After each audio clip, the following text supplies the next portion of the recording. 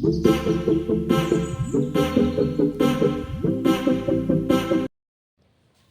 अब देखते हैं क्वेश्चन नंबर 4। तो क्वेश्चन 4 में हमें पहले से फिगर गिवन है, ठीक है, तो इसमें हमें फिगर बनाने की कोई भी झंझट नहीं करनी। देखो क्या क्वेश्चन बोल रहा है, if a line intersects two concentric circle. सबसे पहले कंसेंट्रिक सर्कल का मतलब समझ लो।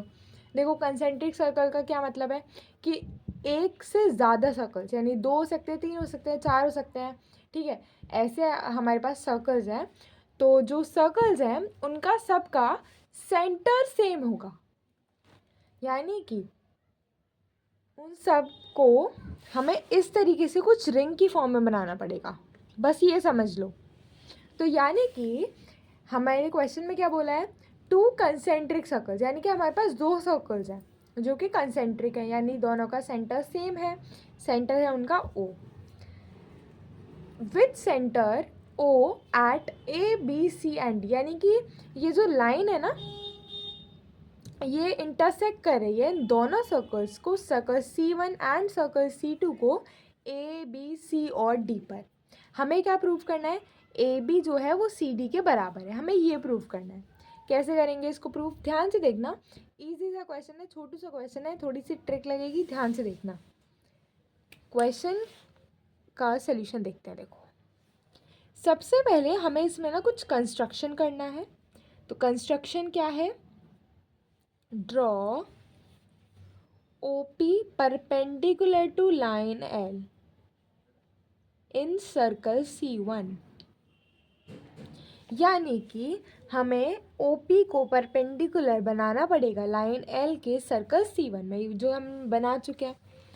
तो यानी कि अगर हमने ऐसा किया है, इसका मतलब क्या हुआ, OP is perpendicular to BC, या फिर हम एक और चीज़ बोल सकते हैं कि OP बाइसेक्ट्स AC, है ना, OP बाइसेक्ट्स BC। वही वाली चीज़ कि हमने अगर कोई परपेंडिकुलर ड्रॉ किया है सेंटर से किसी भी एक कॉर्ड पे, अब देखो सोच के देखो, BC एक कॉर्ड ही तो है सर्कल C1 की, तो यानी कि वो बाइसेक्ट करेगी। वही रीज़न आपको लिखना है, या तो चाहो मैं लिख देती हूँ लाइन, या ऐसे लिख सकते हो लाइन परपेंडिकुलर, लाइन ऐसे लिखो, a line drawn perpendicular to a chord from the center of the circle bisects the chord, bisects the chord। ये हो गया हमारा रीज़न या एक्सप्लेनेशन, ठीक है, ये चीज़ तो आ गई हमको समझ में। अच्छा, तो OP bisects BC, that is हम क्या बोल सकते हैं कि BP जो है वो PC के बराबर हो जाएगा, ये तो हम समझ सकते हैं ना इससे। अच्छा, ये तो कहानी हो गई सर्कल 2 की। अगर मैं बोलूँ कि सर्कल C2 की बात करते हैं, तो इन सर्कल C2, सर्कल C1 की हमने बात कर ली, सर्कल C2 में बोल देखो, अगर OP BC का परपेंडिकुलर है तो लाइन तो एक ही है, लाइन तो एक ही है, यानी OP AD की भी तो परपेंडिकुलर होगी, यानी OP is perpendicular to AD, बिल्कुल, यानी कि OP बाइसेक्ट्स AD, यही चीज़ हम बोल सकते हैं। यानी कि अगर OP बाइसेक्ट कर रहा है AD को, तो I can say that AP जो होगा वो किसके बराबर होगा, PD के बराबर होगा। ये हो गई हमारी इक्वेशन नंबर 2, और इसे मान लेते हैं इक्वेशन नंबर 1। बिल्कुल सही बात है। अच्छा, मैंने क्या किया कि AP में से BP को माइनस करा, यानी कि हम क्या करने वाले हैं basically, equation 2 minus equation 1, equation 2 minus equation 1, यानी AP में से माइनस करो BP को, और ये किसके बराबर होगा, ये किसके बराबर होगा, ये बराबर होगा PD माइनस ऑफ PC के बराबर। इसको further I am doing it here, AP में से BP माइनस करोगे तो A क्या बचेगा, AB ही तो बचेगा, और PD में से PC माइनस करोगे तो क्या बचेगा, DC बचेगा, या CD लिख लो, सी डी लिख लो चाहे डी सी लिखो, एक ही बात है। यही तो हमें प्रूव करना था, A B equals to C D, और हमने कर दिया prove. So this was question number 4। तो अब देखो क्वेश्चन नंबर 5। क्वेश्चन 5 कह रहा है 3 गर्ल्स रेशमा, सलमा एंड मंदी, शॉर्ट फॉर्म से इसलिए लिखा है क्योंकि अभी हमें फिगर में लिखना है ना, are playing a game by standing on a circle of radius 5 metre in the park। तो एक पार्क है हमारे पास जिसमें एक सर्कल है जिसमें ये तीनों लड़कियां खड़े होकर खेल रही हैं। तो सबसे पहले हमारे पास तो जो सर्कल है उसी में ही हमें सारी चीज़ों को देखना पड़ेगा। मान लो ये सर्कल है हमारा, ठीक है, मान लो मैंने माना कि रेशमा इधर खड़ी है, मान लेते हैं सलमा इधर खड़ी है, और मान लेते हैं मनदीप इधर खड़ी है, बस। तो अब देखो इन्होंने क्या बोला है कि ये जो सर्कल है ना, इसकी रेडियस जो है, मैंने मान लिया ये इसका सेंटर O है, तो इसकी रेडियस जो है वो 5 है। इसका मतलब क्या हुआ, अगर मैंने O से R को ज्वाइन किया, O से S को ज्वाइन किया और O से M को ज्वाइन किया, इसका मतलब तो ये होता है कि ये तीनों ही 5 होंगी। क्यों? क्योंकि रेडियस है ना भाई। हाँ, तो अब ये चीज़ तो आगे समझ में। अब इसमें बोला R throws a ball to S, यानी R ने S को एक बॉल फेंकी। अब बॉल घूम के जाएगी नहीं ऐसे, बॉल तो स्ट्रेट लाइन पाथ में जाएगी, यानी मैंने R से S को बॉल फेंकी, उसका मैंने पाथ बना दिया। अब इसमें क्या बोला है, S ने M को बॉल फेंकी, यानी कि वो भी एक स्ट्रेट लाइन पाथ होगा, यानी उसको भी मैं उसके पाथ को इस तरीके से दिखा देती हूँ, ठीक है ना।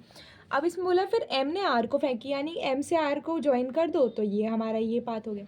बिल्कुल यही हमारी फिगर बनने वाली है और हमारी सारी लेबलिंग भी हो चुकी।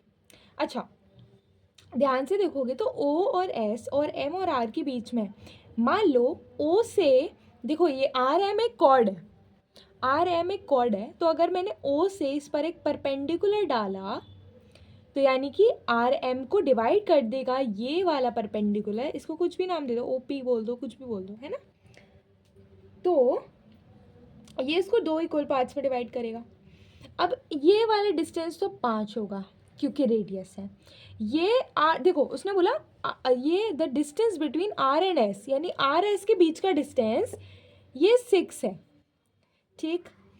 और S और M के बीच का डिस्टेंस, ये वाला डिस्टेंस भी 6 है, यानी ये डिस्टेंस भी 6 है, ये वाला डिस्टेंस भी 6 है। उसने हमें RM पूछा है, वही हम निकाल देंगे। कैसे निकालेंगे, हाफ लेंगे पहले, ट्राइंगल में कॉन्ग्रुएंसी प्रूफ करके फिर हम पाइथागोरस का यूज़ करेंगे, वही सब जो हमने किया था कौन से क्वेश्चन में, क्वेश्चन 2 में। अगर आपने वो देखा हुआ है ना तो आपको पता चल जाएगा। तो देखो ध्यान से, हम करने वाले इसका सोल्यूशन स्टार्ट। तो सबसे पहली चीज़ तो हम ट्राइंगल लेने वाले हैं जिससे कि हम प्रूफ कर पाएँ कि हम लेने वाले हैं इन ट्राइंगल ORS ट्राइंगल लो, और कौन से ट्राइंगल लेना है, OMS एंड ट्राइंगल OMS, ये दोनों ट्राइंगल्स ले लिए। अब इसमें OR जो है वो OM के बराबर है, बिल्कुल रेडियस है, बिल्कुल बराबर होंगी, है ना। दूसरी चीज़ OS और OS कॉमन हो जाएगा, बिल्कुल हो जाएगा कॉमन। और तीसरी चीज़ RS जो है वो SM के बराबर हो जाएगा। क्यों भाई, दे रखा है ना, R और S के बीच का डिस्टेंस भी 6 है और S और M के बीच का डिस्टेंस भी 6 है, तो दोनों हो गए बराबर। तो I can say that triangle ORS is congruent to triangle OMS, है ना, हम ये बोल सकते हैं SSS कॉन्ग्रुएंसी रूल, हाँ बिल्कुल कह सकते हैं। तो CPCT के हेल्प से हम क्या चीज़ प्रूव कर सकते हैं, I can prove that angle ROS, कौन सा एंगल, एंगल ROS, यानी ये वाला एंगल किसके बराबर हो जाएगा, एंगल MOS, इसके बराबर is equal to angle MOS by CPCT। तुम बोलोगे ये दोनों एंगल्स क्यों बराबर किए, अभी पता चल जाएगा। देखो ध्यान से, अब हम लेने वाले हैं कौन सा triangle, triangle ORP। In triangle ORP and triangle OMP, ध्यान से देखना ज़रा, अभी हम क्या करने वाले हैं। तो देखो इन दोनों ट्राइंगल्स में हमें क्या दिख रहा है, OR जो है वो OM के बराबर है, सबसे पहली बात। क्यों बराबर है, रेडियस है ना, हाँ। फिर तुम बोलोगे कि ओ पी जो है वो ओ पी के बराबर है ना, क्योंकि कॉमन है, बिल्कुल लिख सकते हो कॉमन, और यहाँ पे लिख लेना रेडियस, है ना। अच्छा, और एक और चीज़ जो अभी हम प्रूव करके आए थे वही इसमें काम आ जाएगी, क्योंकि ये वाले एंगल तो इस ट्राइंगल में भी आ रहे हैं और ये पूरे ट्राइंगल में भी आ रहे हैं, है ना, एक ही बात है। यानी angle R O P is equal to, इस बार हमने आर ओ एस नहीं दिया, आर ओ पी लिख दिया, एक ही बात है। Angle R O P equals to angle M O P, हम ऑलरेडी प्रूव कर चुके हैं, तो यहाँ पे लिख सकते हो already proved, A P already proved. So I can say that triangle ORP is congruent to triangle OMP. बिल्कुल, by SAS congruency rule. हाँ, और CPCT के हेल्प से I can say that, what can I say? I can say that RP और MP बराबर हैं, बस। ये जो हमने इतना सारा काम किया था वो किस लिए किया था? RP और MP को बराबर करने के लिए, क्योंकि अगर ये बराबर हो जाते हैं, ये हमने प्रूव कर दिया कि दोनों बराबर है, तो हम किसी भी एक की वैल्यू निकाल के उसे डबल कर देंगे, तो हमारे पूरे ये जो RM की वैल्यू है वही तो हमें निकालनी है, वही मिल जाएगी हमें, बस ये हमारा मोटिव है। तो बस अब हमें क्या करना है, पाइथागोरस थ्योरम का यूज़ करके निकालना है RP को या फिर PM को, किसी भी एक को निकाल लेंगे और हमारा क्वेश्चन हो जाएगा सॉल्व। तो देखो अभी ध्यान से हम क्या करने वाले हैं, तो अब ध्यान से देखो हमने क्या प्रूव किया था, RP और MP बराबर है। हाँ, अब हम क्या करने वाले हैं, पाइथागोरस का यूज़ करने वाले हैं। 90 डिग्री एंगल दिख रहा होगा, P 90 डिग्री तो बना रहा है, बस अब हमें यही यूज़ करना है। तो हम क्या करने वाले हैं, सबसे पहले हम क्या करने वाले हैं, let O P is equal to X. मैंने मान लिया ये जो लेंथ ओ पी है ये एक्स के बराबर है। अब ट्राइंगल लेने वाले हैं, इन ट्राइंगल ज़रा ध्यान से देखना, ओ पी आर ट्राइंगल में देखो तो हाइपोटेनस का स्क्वायर यानी ओ आर का square is equal to O P का स्क्वायर प्लस पी आर का स्क्वायर, बस। अब अगर मैंने बोला कि ओ पी जो है वो एक्स के बराबर है, तो यहाँ पे हम एक्स स्क्वायर लिख सकते हैं, है ना, और ओ आर की वैल्यू हमें दे रखी है, यानी हम पी आर की वैल्यू निकालेंगे यहाँ से, है ना। तो यहाँ से अगर ध्यान से देखोगे पी आर कितना आएगा, O R square minus of O P square, किसके बराबर आ जाएगा, पी आर स्क्वायर के। ओ आर की वैल्यू हमें दे रखी है 5, यानी इसका स्क्वायर करने पे 25 आएगा, माइनस ओ पी कितना है एक्स, तो इसका स्क्वायर करने पे एक्स स्क्वायर आएगा, which is equal to P R square. हाँ, ये हो गई हमारी क्वेश्चन नंबर 1, है ना, जैसे हमने बनाई थी क्वेश्चन 2 में। अब हमें देखनी है क्वेश्चन नंबर, और ये हमारी पहली क्वेश्चन होगी, अभी क्वेश्चन 2 बनाना है। तो इक्वेशन 2 कैसे बनाएंगे, ध्यान से देखो, ये वाला ट्राइंगल लिया, अब की बार ऐसा करते हैं, हम कौन सा वाला ट्राइंगल लेंगे, ध्यान से देखो, ये भी तो 90 डिग्री एंगल है। क्या हम ऐसा कर सकते हैं कि हम ये और ये वाला ट्राइंगल ले सकते, तो देखो, अच्छा एक चीज़, ओ पी अगर एक्स है तो पी एस कितना होगा, टोटल देखो, ओ एस कितना है हमारे पास, 5 है, क्योंकि ओ एस रेडियस है। ओ एस कितना है हमारे पास, 5, क्योंकि ओ एस रेडियस है। तो पी एस कितना होगा, ओ एस में से अगर मैंने ओ पी घटा दिया तो वही हमारा पी एस होगा, यानी कि 5 माइनस एक्स। तो ये वाला इस बार हम ट्राइंगल लेंगे, तो इन ट्राइंगल, कौन सा वाला ट्राइंगल ले रहे हैं इस बार हम ले रहे हैं ट्राइंगल आर पी एस। अब इसमें फिर से वही पाइथागोरस यूज़ करो, आर एस का square is equal to P S का स्क्वायर प्लस पी आर का स्क्वायर, फिर से वही पी आर स्क्वायर निकालना है, तो R S square minus P S square is equal to P R square, और पी आर स्क्वायर, अब ध्यान से देखो, आर एस की वैल्यू कितनी है 6, तो 6 का स्क्वायर करोगे 36, माइनस पी एस कितना है 5 माइनस एक्स, इसका करना पड़ेगा बेटा होल स्क्वायर, देखो whole square is important, 5 minus X square मत लिखना, नहीं लिखना, बिल्कुल भी नहीं लिखना, बहुत ब्लंडर हो जाएगा, बहुत ही पूरा सवाल गलत जाएगा।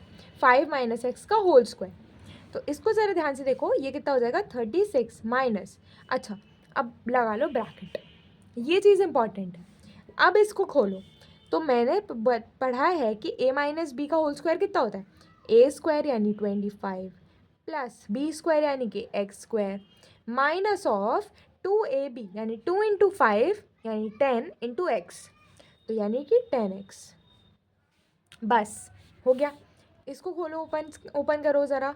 36 माइनस, अब माइनस से मल्टीप्लाई हो जाएंगे सारे नंबर्स आगे के, -25 minus X square plus 10x, minus minus plus, ये किसकी वैल्यू आ रही है हमारी, PR² की। कितनी हुई, ये कितना हुआ 11 minus X square plus 10x।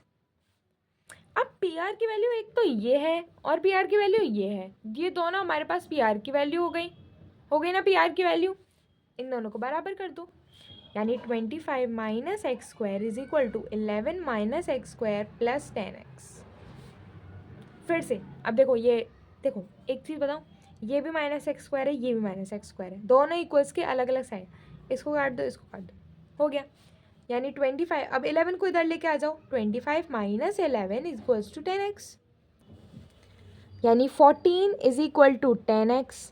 x कितना आया, 14 के से डिवाइड कर दो 10 को, यानी कि 1.4 x की वैल्यू आ गई। अब x की वैल्यू को किसी भी इक्वेशन में पुट कर लो चाहे तो मैंने क्या किया, मैंने उसी वाली इक्वेशन में पुट कर दिया, किस में, 25 minus X square is equal to PR का स्क्वायर, है ना। तो 25 माइनस, अब x का स्क्वायर करो, तो 14 का स्क्वायर होता है 196, इसका स्क्वायर कर दोगे 1.4 का, तो 1.96 is equal to PR square, है ना। PR स्क्वायर की वैल्यू ये आ गई हमारे पास। तो PR स्क्वायर कितना आया हमारे पास में, देखो 25.00 माइनस 1.96, ये कितना बचा 4, ये 0, ये 4 माइनस 1 3, 23.04, है ना, 23.04। तो यहाँ से हमारे पास PR की वैल्यू कितनी आ रही है, 4.8 वैल्यू आ रही है हमारे पास में। ओह शिट, यानी कि यहाँ से हमारी पे PR की वैल्यू आ गई। और मैंने क्या बोला था कि PR की वैल्यू जो है वो अगर उसको डबल कर दूँ तो मेरे को RM मिल जाएगा पूरा, यानी RM is equal to 2 times of PR, यानी 2 टाइम्स ऑफ 4.8, यानी कि 9.6 मीटर है हमारा answer. So this is the required answer. So this was question number 5। Let's move to question number 6।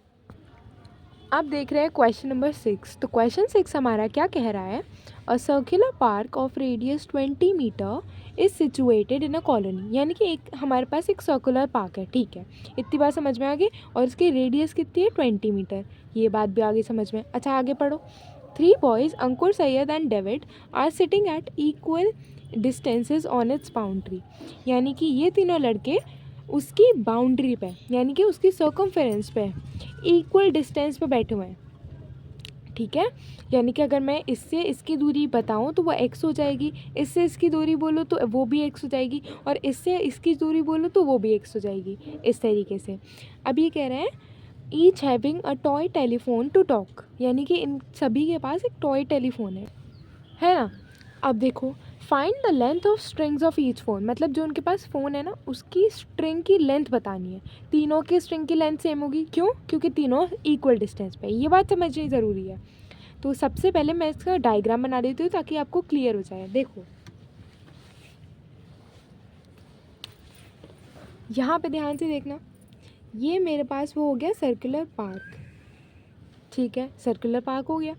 अब अंकुर, डेविड और सैयद, तो इनकी पोजीशन मार्क कर लेते हैं। मान लो मैंने ए, देखो मैंने शॉर्ट फॉर्म में लिखा है, तो ए इसको मैंने यहाँ पे मान लिया। मान लो एस जो है वो यहाँ पर है, तो डी किधर होगा, इधर होगा, और इन तीनों की डिस्टेंस बराबर है। इन तीनों को ज़रा मिलाओ, मान लो ये तीनों एक दूसरे से फ़ोन पे बात कर रहे हैं, और इसीलिए इनकी जो फ़ोन की स्ट्रिंग है वो इस तरीके से होगी, है ना, ये देखो इस तरीके से। अच्छा आप ध्यान से देखो, इन तीनों के बीच का डिस्टेंस जो है वो सेम है, ठीक है, इन तीनों के बीच का डिस्टेंस जो है वो सेम है। इसका मतलब जैसे मान लो तुमने इसको x लिया, इसको x लिया, इसको x लिया, तो एक बार बताओ, जब हम पाइथागोरस लगा रहे थे सभी क्वेश्चन पे हमने पाइथागोरस यूज़ करी, तो अगर तुम उसका हाफ करोगे पाइथागोरस थ्योरम का यूज़ करने के लिए तो वो x/2 हो जाएगा, थोड़ा सा कठिन हो जाएगा सवाल। उसके लिए हम क्या कर रहे हैं, यहाँ पे हम 2x डिस्टेंस ले रहे हैं, just to make the calculation easier. ये 2x, ये 2x एंड ये वाला भी 2x, ये बात आ गई समझ में, ठीक है। तो यहाँ पे तुम्हें लिखना पड़ेगा। और हाँ एक और चीज़, इसके सेंटर को मान लो O, ठीक है। अच्छा, अब ध्यान से देखना, ये चीज़ें जो तुमने यहाँ पर लिखी है ना, जो डायग्राम में बनाई है वो लिखना पड़ेगा। तो हम यहाँ पे डाल रहे हैं सोल्यूशन, और सबसे पहली चीज़, let the distance between A, S and D कितना होगा, B2x। इन तीनों के बीच का डिस्टेंस हमने मान लिया 2x। अच्छा, अब हम इसमें करने जा रहे हैं कंस्ट्रक्शन हमने पिछले वाले तीनों क्वेश्चंस में भी किया है, इसलिए इसमें आपको दिक्कत नहीं आनी चाहिए, है ना। कंस्ट्रक्शन हम इसलिए कर रहे हैं ताकि हम पाइथागोरस का यूज़ कर सकें। तो मैंने O से एक परपेंडिकुलर डाला इस पर, इसको, ये 2x ही डिस्टेंस है, ये P पॉइंट, समझ में आ गया। तो यहाँ पे लिखो कंस्ट्रक्शन क्या है हमारा, कंस्ट्रक्शन है draw OP perpendicular to SD। आप ऐसा कर सकते थे, यहाँ से इस पर भी परपेंडिकुलर ड्रॉ कर सकते थे, समझ गए। हाँ, तो ध्यान से देखो, मैंने जो तुम्हें थ्योरम बताई थी या जो प्रॉपर्टी बताई थी वो क्या थी, अगर मैं सेंटर से एक परपेंडिकुलर ड्रॉ करूँ, किस पर, एक कॉर्ड पर, ध्यान से देखना ज़रा, SD एक कॉर्ड ही तो है। हाँ, SD एक कॉर्ड है, क्यों, क्योंकि सेंटर के एक पॉइंट से दूसरे पॉइंट तक जा रही है ना, तो SD एक कॉर्ड हो गई। और कॉर्ड पर अगर हम एक परपेंडिकुलर ड्रॉ करते हैं जो कि सेंटर से आ रहा हो, तो वो जो परपेंडिकुलर होता है वो कॉर्ड को 2 इक्वल पार्ट्स में बाइसेक्ट करता है। हाँ, तो यानी कि अगर ये पूरी डिस्टेंस 2x है, अगर SD पूरी डिस्टेंस 2x है, और अगर OP ने उसको हाफ में डिवाइड कर दिया, तो यहाँ SP कितना हो जाएगा, ये x हो जाएगा, और PD कितना हो जाएगा, ये भी x हो जाएगा। इतनी बात आई समझ में, ठीक है। तो हम यहाँ पे क्या लिखने वाले हैं, draw OP perpendicular to SD। हाँ, तो यहाँ से SP equals to PD is equals to half of SD। ये आ गई बात समझ में, ठीक है। O से S को ज्वाइन कर लो। अब तुम बोलोगे O से S को क्यों ज्वाइन किया, अरे पाइथागोरस कैसे लगाओगे, एक हाइपोटेनस भी तो चाहिए पाइथागोरस लगाने के लिए। तो यहाँ पर हम क्या करने वाले हैं, इन ट्रायंगल OPS में हम लगाएंगे पाइथागोरस, ठीक है। इन ट्रायंगल OPS, तो मैंने तुमको बताया था पाइथागोरस थ्योरम क्या कहती है, हाइपोटेनस का स्क्वायर यानी कि OS का square is equal to perpendicular का स्क्वायर OP का स्क्वायर प्लस बेस का स्क्वायर, और बेस क्या है यहाँ पे हमारा, बेस है हमारा SP, तो SP का स्क्वायर हो गया। अच्छा, ये इतनी बात समझ में आ गई, हमने पाइथागोरस थ्योरम लगाई है इस वाले ट्रायंगल में। अच्छा, एक इन्फॉर्मेशन इसमें दे रखी थी, तुम बोलोगे OS कैसे निकालेंगे, OS हमें क्वेश्चन में 20 मीटर दे रखा था, क्यों, क्योंकि रेडियस है। देखो ध्यान से देखो, सेंटर से सर्कल पे एक पॉइंट को मिलाने वाली लाइन को रेडियस कहते हैं, और ये रेडियस है हमारी, तो ये तो 20 मीटर्स हो जाएगी, उसी का यूज़ करना है हमें। और इधर से हम OP निकाल लेंगे इस बार, है ना, OP निकाल लेंगे और फिर बाद में हम X निकाल लेंगे। तो अब देखो OS कितना है, 20, देखो मैं यहाँ पे लिख देती हूँ, ये है हमारा 20 क्योंकि ये रेडियस है, तो 20 का square will be equal to, OP हमें निकालना है तो OP का स्क्वायर प्लस SP हमें पता है X है, तो SP हमें पता है X है, तो X का स्क्वायर कर देंगे, तो ये हो गया। अब OP निकालना है, X स्क्वायर को इधर लेके जाना पड़ेगा, तो OP का स्क्वायर कितना हो जाएगा, 20 इंटू 20 400 माइनस X स्क्वायर, और OP कितना आएगा, इस पर अंडर रूट लगाना पड़ेगा, देखो स्क्वायर हटता है ना तो अंडर रूट लग जाता है, यानी कि under root of 400 minus X square, ठीक है। अब ये तो हमारा हो गया, ये हमारी होगी पहली इक्वेशन, ठीक। अच्छा, अब देखो, अगर मैं इसको A से O को ज्वाइन कर दूँ, ध्यान से देखना, A से O को मैंने अगर ज्वाइन कर दिया तो अब क्या होगा, कुछ नहीं, अब हमें ट्राइंगल APS में पाइथागोरस लगानी है, OP हमें वहाँ से मिल जाएगा ना, तो इससे हमारे लिए आसानी हो जाएगी। तो इन ट्रायंगल APS तुम बोलोगे हमने ना इस वाले ट्रायंगल में क्यों नहीं लगाया, क्योंकि हमने पिछले क्वेश्चन में यही किया था, पहले इधर साइड का ट्रायंगल लिया था फिर इधर साइड वाला। तो इसमें अगर ध्यान से देखोगे तो इसमें भी रेडियस 20 हो जाएगी, तो OP फिर से यही आ जाएगा, है ना। तो उससे कोई सेंस नहीं बना हमारा, इसलिए हमें ये वाला ट्रायंगल लेना पड़ेगा अब की बार। तो अब की बार इस ट्रायंगल में ज़रा पाइथागोरस लगाओ। तो हाइपोटेनस यानी 2x का स्क्वायर, होल स्क्वायर लिखना ज़रूरी है, ठीक है, इज इक्वल टू AP का स्क्वायर प्लस PS का स्क्वायर, या SP का स्क्वायर लिख लो, है ना।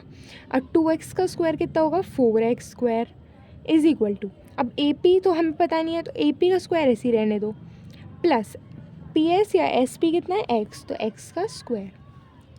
AP का स्क्वायर यहाँ से निकालोगे ये इधर साइड जाएगा, यानी AP का square is equal to 4x square minus X square which is 3x square, है ना। तो AP यहाँ से इस पर अंडर रूट चढ़ा दो अब की बार, तो √3x स्क्वायर, x स्क्वायर बाहर आ जाएगा रूट से, तो x बाहर आ गया, लेकिन 3 के ऊपर से रूट नहीं हटेगा, तो x √3। तुम बोलोगे यहाँ से मैंने x स्क्वायर क्यों नहीं निकाला, तो ये ध्यान रखने वाली बात है, क्योंकि यहाँ पे देखो माइनस के साथ में है ये, यहाँ पे क्या है, मल्टीप्लिकेशन है, ये चीज़ ध्यान रखने की है। इतनी बात आ गई समझ में।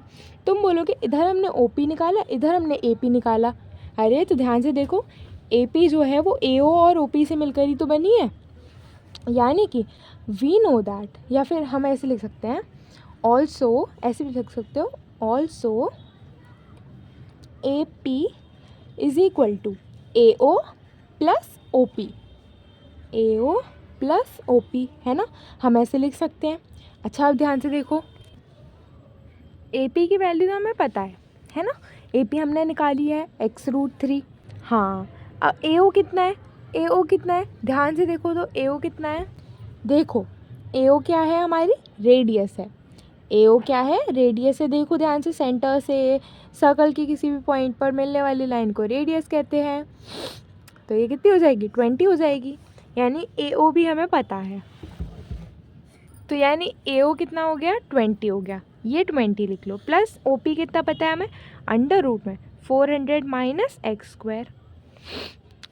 देखो अब मैंने एक ट्रिक निकाली है इसके लिए, क्या करना है, जब भी ऐसा कुछ आ जाए तो क्या करना चाहिए हमें, देखो x √3 को लेके आओ इधर, और 400 माइनस एक्स स्क्वायर को उधर लेके जाओ, या ऐसा भी कर सकते हो 20 को उधर ले जा सकते हो, ये कर लेते हैं, x √3 minus 20 is equal to under root में 400 माइनस एक्स स्क्वायर। अच्छा अब ध्यान से देखो, अब इसे सिंप्लीफाई कैसे करूँगी, तो इसका होल स्क्वायर कर देते हैं, जिससे हमारा रूट वाला जो टर्म है ना वो कैंसिल हो जाएगा, तो हमें क्या करना पड़ेगा, स्क्वायर करना पड़ेगा। स्क्वायर करो बोथ साइड्स, यहाँ पे लिखेंगे squaring both sides, both side हम स्क्वायर करेंगे, इसका स्क्वायर करो, देखो इस पे ना होल स्क्वायर चढ़ जाएगा, यानी कि x √3 माइनस 20 का whole square is equal to, और इस पे स्क्वायर लगाओगे, ध्यान से देखो, देखो √400 माइनस एक्स स्क्वायर पे स्क्वायर चढ़ाओगे तो रूट से स्क्वायर कैंसिल हो जाएगा, तो ये तो 400 minus X square as it is बाहर आ जाएगा।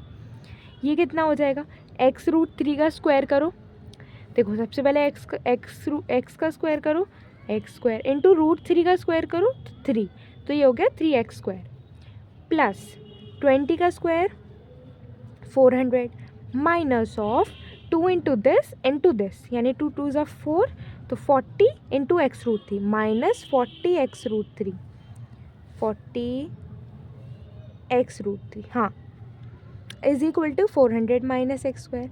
ये इधर भी 400 प्लस का है, इधर भी 400 प्लस का है, ये दोनों कैंसिल हो जाएंगे, और ये जो एक्स स्क्वायर इधर है इसको इधर लेके आ जाओ, और 40 x √3 को उधर लेके चले जाओ, तो इधर एक्स स्क्वायर आएगा, तो यहाँ पे माइनस का है तो यहाँ पे आके प्लस हो जाएगा, यानी 4x square is equal to 40 x √3। एक x से एक स्क्वायर कैंसिल कर सकते हैं, ये बात ध्यान रखना, ये कैंसिल हो गया, तो 4x इज इक्वल टू 40 √3, और यहाँ से अगर मैं ध्यान से देखूँ, इसे मिटा देती हूँ, है ना, ये आ गया आपको समझ में। इधर से अगर देखोगे तो x की वैल्यू कितनी आई, 40 √3 डिवाइड बाय में 4, 4 10 ज़ा 40, यानी x आ गया 10 √3, यानी कि हमें एस पी की वैल्यू मिल गई या फिर मान लो पी डी की वैल्यू मिल गई। अब तो कुछ भी नहीं बचा। देखो मेरे को एक बात बताओ, हमारी जो टेलीफोन वायर की लेंथ थी वो 2x थी, ठीक है, नहीं थी 2x थी, हमें x मिल गया, इसमें 2 से मल्टीप्लाई करोगे तुरंत हमें मिल जाएगी। यानी कि ए एस डी लिखेंगे ना हमने यहाँ पे, क्योंकि टोटल चाहिए अब के बारे में। एस डी और ए डी तीनों किसके बराबर है? 2x, यानी कि 2 × 20 और ये हमारा आंसर। ठीक है, so this was our exercise 9.2। I hope you enjoyed it. Make sure to subscribe. Bye bye.